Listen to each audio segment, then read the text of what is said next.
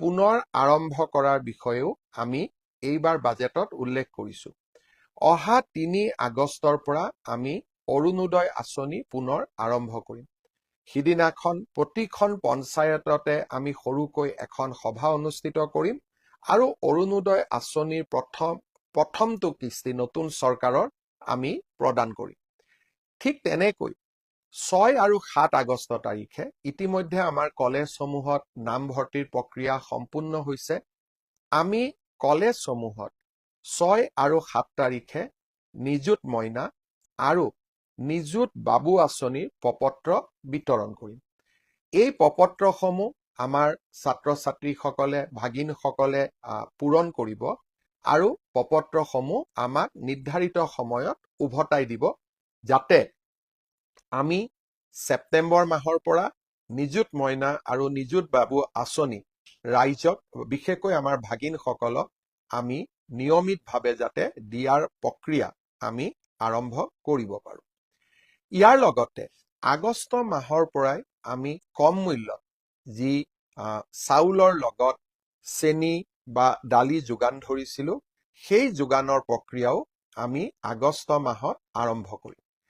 ঠিক তেনেকৈ স্নাতক ডিগ্ৰী পাছ কৰাৰ পিছত এবছৰৰ বাবে আমি যি জীৱন প্ৰেৰণা আঁচনি দিয়াৰ আমি প্ৰস্তাৱ কৰিছিলো, দুমাহমান ছাত্ৰ ছাত্ৰীসকলে পাইছিলে, বাজেট নোহোৱাৰ কাৰণে বন্ধ হৈ আছিল। এই জীৱন প্ৰেৰণাও আমি পুনৰ ছেপ্টেম্বৰ মাহৰ পৰা দিয়া আৰম্ভ কৰিম।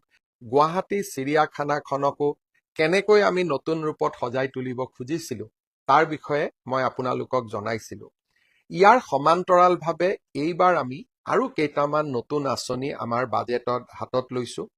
বটদ্ৰৱা সত্ৰখন খুব ধুনীয়াকৈ সজাই পৰাই তোলাৰ পিছত এইবাৰ আমি মধুপুৰ সত্ৰখন, য'ত নেকি মহাপুৰুষ শ্ৰীমন্ত শংকৰদেৱৰ অন্তিম সময়খিনিৰ যিখন সত্ৰ সাক্ষী হৈ আছে, সেই মধুপুৰ সত্ৰখনকো আমি খুব ধুনীয়াকৈ সজাই পৰাই তুলিব খুজিছো। এই সত্ৰখন কোচবিহাৰত আছে, পশ্চিমবংগত আছে।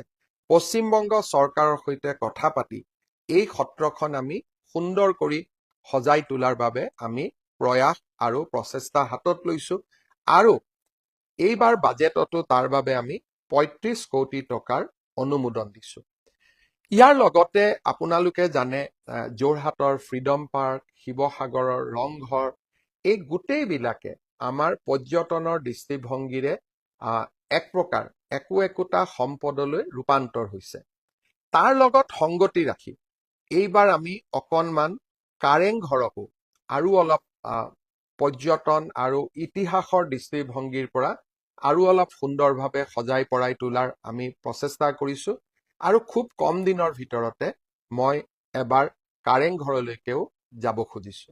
এই ধৰণে আমি বহুতবিলাক আমাৰ অসমৰ ইতিহাসৰ লগত জড়িত বহুত কেইখন আঁচনি হাতত লৈছো। আপোনালোকে জানে যে কেইদিনমান আগতে ধুৰন্ধৰ বুলি এখন চিনেমা ওলাইছিলে। চিনেমাখন বহুত হিট হৈছিলে। মই চিনেমাৰ প্ৰসংগত আৰু এটা দুটা কম। এই চিনেমাখনৰ ডাইৰেক্টৰ আছিলে আদিত্য ধৰ। তেখেত আজিৰ দিনত সমসাময়িক ফিল্ম প্ৰডাকশ্যনত তেওঁ যথেষ্ট নাম কৰিছে। কেইটামান দিন আগতে মই তেওঁৰ লগত টেলিফোনত কথা পাতিছিলো যে আমি লাচিত বৰফুকনৰ ওপৰত এনেকুৱা সুন্দৰ বোলছবি এখন হিন্দী ভাষাত গোটেই ভাৰতবাসীয়ে চাব পৰা লাচিত বৰফুকনৰ এখন ওপৰত আমি এখন সুন্দৰ বোলছবি নিৰ্মাণ কৰিব নোৱাৰো নেকি, যিখন নেকি এনেকুৱা ধৰণৰ হয় যাক আমি এখন ব্লক ব্লাষ্টাৰ ফিল্ম বুলি কওঁ, তেনেকুৱা ফিল্ম এখন আমি বনাব নোৱাৰো নেকি। আদিত্য ধৰ ডাঙৰীয়াই মোক কৈছিলে যে তেওঁ মোক আগষ্ট মাহত লগ পাব আৰু লাচিত বৰফুকন চিনেমাখনৰ বিষয়ে তেওঁ মোৰ লগত কথা পাতিব। মই ভাবো যে তেখেতেই হওক বা আন কোনোবা ডিৰেক্টৰক সন্মুখত ৰাখি আমাৰ চৰকাৰে যদি এখন লাচিত বৰফুকনৰ সুন্দৰ চিনেমা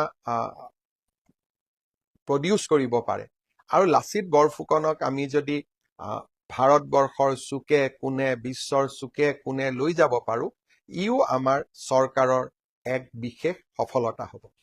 মই আৰু দুটা কথা খুব সোনকালে আপোনালোকক ক'ব খুজিছো। মই বহুত বেছি সময় ল'ব খোজা নাই। ভূমি সমস্যা আমাৰ ৰাইজৰ এটা বহুত ডাঙৰ সমস্যা। বসুন্ধৰা ১, ২, ৩ জৰিয়তে আমি ৰাইজৰ ভূমিৰ সমস্যাসমূহ সমাধানৰ চেষ্টা কৰিছিলোঁ আৰু প্ৰায় 10 লাখতকৈও অধিক পৰিয়াল মিছন বসুন্ধৰাৰ পৰা উপকৃত হৈছিলে।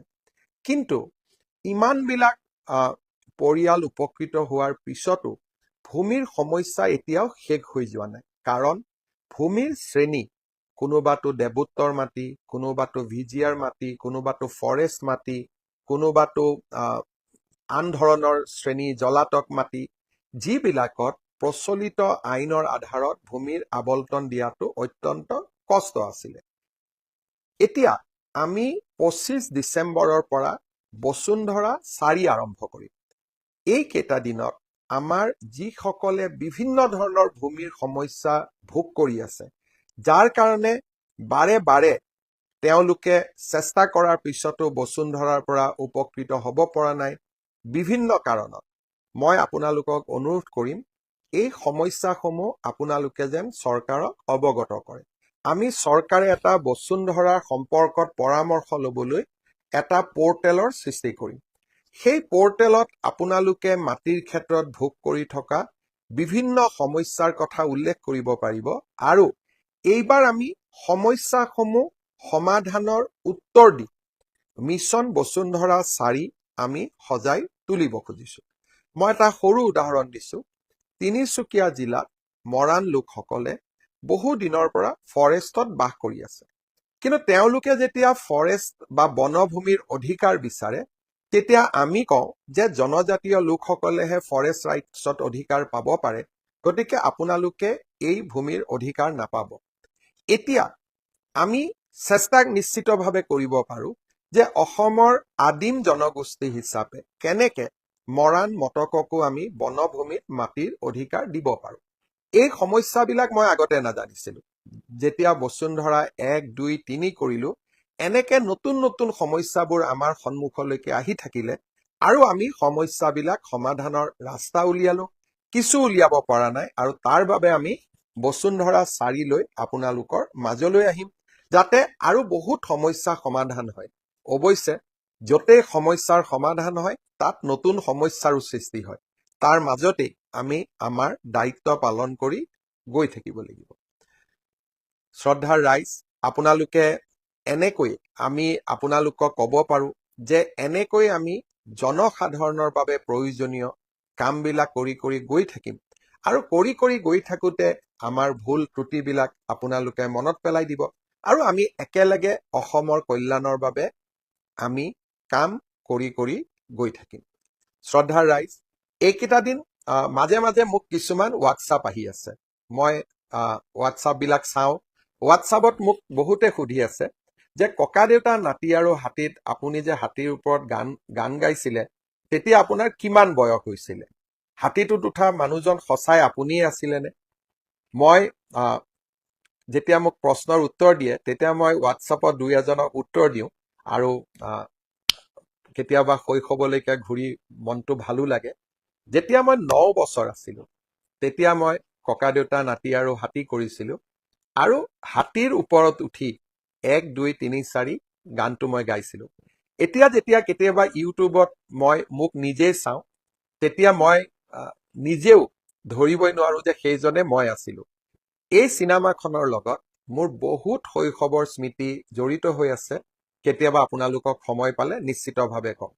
খালি এটা কথা মই ক'ব পাৰো যে মই যেতিয়া এই চিনেমাখন কৰিছিলো, ককা দেউতা নাতি হাতী 2ৰ কথা কোৱা নাই, ককা দেউতা নাতি হাতী 1ৰ কথা কৈছো। মই যেতিয়া এই চিনেমাখন কৰিছিলো, চিনেমাখন শ্বুটিং হৈছিলে কামপুৰত, আৰু কামপুৰৰ যিখন দলঙৰ ওপৰত আমি ককা দেউতা নাতি হাতীৰ শ্বুটিং কৰিছিলো, মুখ্যমন্ত্ৰী হোৱাৰ পিছত সেই দলংখনৰ সমান্তৰালভাৱে আমি আৰু এখন দলং নিৰ্মাণ কৰিছিলো, কামপুৰৰ ৰাইজক উপহাৰ দিছিলো, আৰু দলংখন উদ্বোধন কৰাৰ সময়ত কামপুৰৰ ৰাইজে মোক হাতীত আকৌ এবাৰ উঠাইছিলে।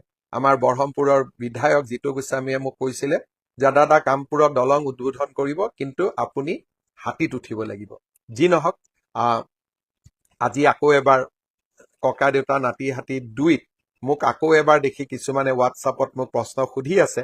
মই এটাই ক'ম যে যেতিয়া মই কেতিয়াবালৈকে যদি মই মোৰ বিষয়ে এখন আত্মজীৱনী লিখাৰ সুযোগ পাওঁ, তেতিয়া নিশ্চিতভাৱে ককা দেউতা নাতি হাতীৰ কথাও মই আপোনালোকক কম। মই ইয়াত দেখি আছো যে এজন মই নামটোত ফটো কৰি ধৰিব নোৱাৰিলো, পৃথিৱীৰাজ ৰয়। তেওঁ মোক সুধি আছে যে মামা CM-AAA আবেদন কেতিয়া হ'ব? মই উত্তৰটো এনেকে দিম যে আমাৰ CM-AAA অৰ্থাৎ মুখ্যমন্ত্ৰীৰ আত্মনিৰ্ভৰ অসম আঁচনিৰ কেইবাটাও পৰ্যায় আছে। প্ৰথম আমি 25,000 যুৱকক 1 লাখকৈ টকা দিছিলো। তাৰ ভিতৰত 12,500 যুৱকে পৰৱৰ্তী 1 লাখ টকা পোৱাৰ বাবে উপযুক্ত হ'ল। কিন্তু 13,000 যুৱকে 1 লাখ টকা পোৱা নাছিল, কাৰণ তেওঁলোকে, বিমল বৰা উদ্যোগ মন্ত্ৰী, তেওঁ মোৰ ফেচবুক লাইভ চাই আছে, গতিকে এই কামখিনি তেওঁ কৰিব, তেওঁ শুনি থাকিব যে যেতিয়া আমি CM-AAA 12,500ক 2 লাখ দিলো, আন 13,000 এতিয়াও 1 লাখ টকা পাবৰ অপেক্ষা কৰি আছে, কাৰণ তেওঁলোক প্ৰথমবাৰ কোৱালিফাই কৰা নাছিল। এতিয়া আমাৰ প্ৰথম কাম হ'ব অহা কেইটামান দিনৰ ভিতৰত এই 13,500ক আকৌ এবাৰ পুনৰীক্ষণ কৰা, আৰু তেওঁলোকৰ যোনে 1 লাখ টকা পাবৰ বাবে যোগ্য, তেওঁলোকক আমি আৰু 1 লাখ টকা দি 2 লাখ টকা সম্পূৰ্ণ কৰিব বিচাৰিম। নেক্সট, ইলেকশ্যনৰ আগতে আমি 75,000 যুৱক যুৱতীক 75,000 টকাকৈ দিলো। এতিয়া তেওঁলোকে এটা 3 দিনৰ ট্ৰেইনিং কৰি আছে। এই 3 দিনৰ ট্ৰেইনিং যেতিয়া সকলোৰে শেষ হৈ যাব, মই ধৰি লৈছো 1.5 মাহ লাগিব, যদি মোৰ ভুল হয় বিমল বৰাই কাৰেকশ্যন কৰি দিব। যেতিয়াই তেওঁলোকৰ 3 দিনৰ ট্ৰেইনিং শেষ হৈ যাব, আমি ফেজ কৰি আছো, কাৰণ 75,000ৰ ট্ৰেইনিং একেলগে কৰা সম্ভৱ নহয়। এইখিনি হৈ যোৱাৰ পিছতে আমি তেওঁলোকক 25,000 টকাটো তেওঁলোকৰ বেংকৰ একাউণ্টত দিম। গায়ত্ৰী হাজৰিকাই কৈছে মামা মোক জীৱন প্ৰেৰণাৰ আঁচনি লাগে। মই ভাবো মই টকা লাগে, মই জীৱন প্ৰেৰণাৰ বিষয়ে ইতিমধ্যে কলো যে ছেপ্টেম্বৰ মাহত পাব। চ' 13,500ক আমি 1 লাখ দিম, আৰু 75,000 যুৱকক আমি 25,000 টকাকৈ দিম। তাৰ পিছত নতুন বাজেটত ঘোষণা কৰাৰ অনুসৰি আৰু 50,000 যুৱকক আমি CM-AAAৰ বাবে চিলেকশ্যনৰ প্ৰক্ৰিয়া আৰম্ভ কৰিম। অকণমান ধৈৰ্য ধৰিব লাগিব, কিন্তু আমাৰ চৰকাৰে যিমানবিলাক প্ৰতিশ্ৰুতি দিছে, এইখন চৰকাৰে নিজৰ প্ৰতিশ্ৰুতিত যিমানলৈকে পাৰো আমি সদায় পালন